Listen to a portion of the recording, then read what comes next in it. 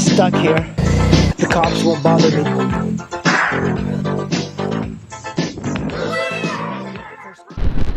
So this NC700x, great bike. If you're interested in a long haul bike, this might be one of the greater buys you can get. Along with the fromt 650, this bike, if it had a 19-inch front wheel, it would make a lot of sense as a direct competitor to the fromt. But because it doesn't have the larger diameter front wheel, I really feel like there is a little bit of a downside. Because for me, I like the ability of going off-road, and I do realize that the 17-inch front on this is a very limiting factor. When you have a 17-inch in the front, it feels like you're riding a sport bike off-road, and it doesn't feel very good. The suspension on this is also not very good.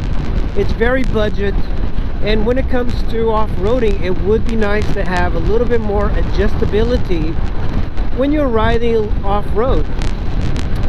Honda has been cheapening out. I know I'll take a lot of slack from some viewers, but Honda lately in the 2000s, they've been kind of loosening things up a little bit. They've been making some really cool bikes, the Honda, the Monkey, the whatever, and then all of a sudden they just because of their brand, because of their name, I think they can give you less and people will pay more for it.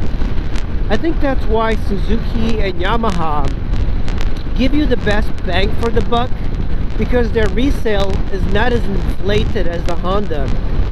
You know, Honda engines are not, you know, as durable as people like to think. And I think a lot of this has to do with the initial reputation that it has of making very good bikes. And they do. They make great engines. That's the great thing about it. They make great engines, but it's not as great as any other maker like Yamaha. Yamaha is one of the most reliable brands, but their resale is a lot lower because they don't have that name brand that Honda has. No one can deny Honda as being like one of the most popular brands in the world. It is absolutely the type of bike that even if you go to your friends in Europe and you go like, oh, I have a Honda, it still means quality.